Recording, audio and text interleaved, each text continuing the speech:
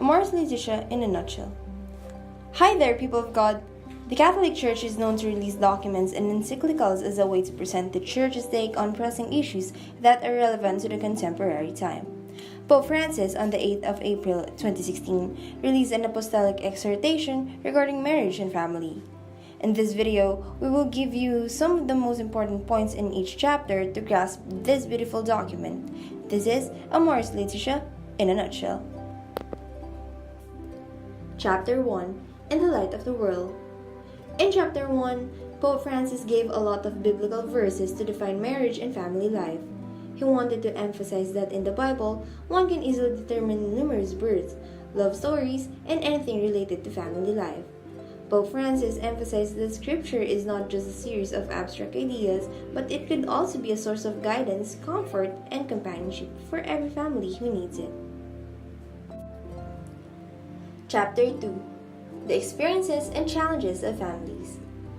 This is the chapter where the Pope acknowledges the current situation of most families and the real issues that they face. He said that the Church often puts the idealistic concept of family that it forgets the several realities most people experience. He is very keen on mentioning that we often treat relationships like material possessions because of individualism. He then calls on the Church to practice the humility of realism, to see marriage as a dynamic path of personal development and fulfillment, and to never fail closeness and compassion to anyone who is led astray. Chapter 3. Looking to Jesus, the vocation of the family. The third chapter holds the most essential things the Church stands by when it comes to marriage and family. Additionally, he delved into the concept of wounded families and asked pastors to consider cultural factors in applying the reality of marriage and family, and to be more attentive in the face of distress within the families that consider their judgment gravely. Chapter 4. Love in Marriage. In this chapter, Pope Francis asserts that there is no need to expect two limited persons to fully emulate Jesus' marriage with the Church, just as long as they manifest Jesus' love towards their family.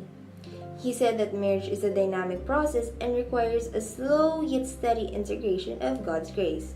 He also affirmed that there is no way to make emotions last, but having a marriage that will last will bear an enriching intimacy between the couple.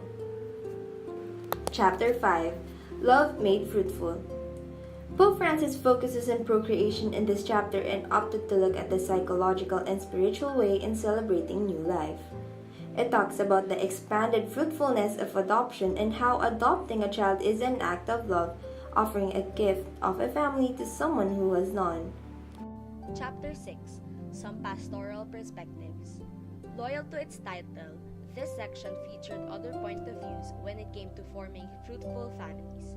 Pope Francis made use of Pope John Paul II and his work a lot. He said that families are also tasked to evangelize because some ordained ministers are not able to fully understand complex situations in family life. He also said divorce diminishes the essence of commitment in marriage. He then calls for everyone to strengthen the love with their families to prevent this from happening. Another important concern is those family members with homosexual tendencies.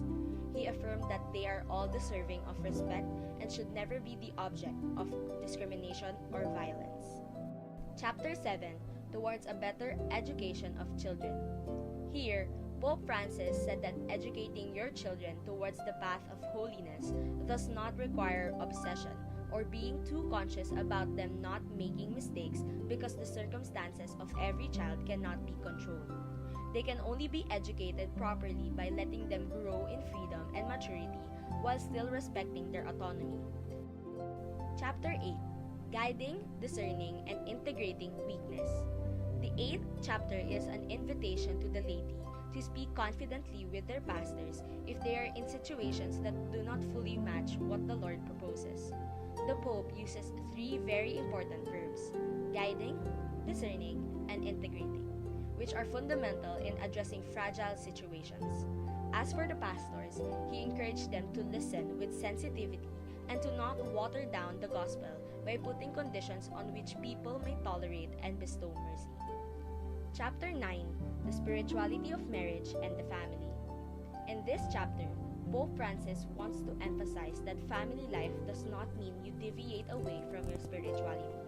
In fact, it is a way of truly experiencing the gift of spirituality within, because all family life leaves a significant impact on the life of others.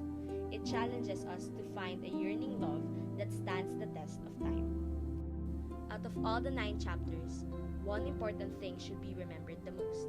In the words of Pope Francis himself, no family drops down from heaven perfectly formed. May we never lose heart because of our limitations, or ever stop seeking that fullness of love and communion which God holds out before us. And that, people of God, is Amoris Laetitia in a nutshell.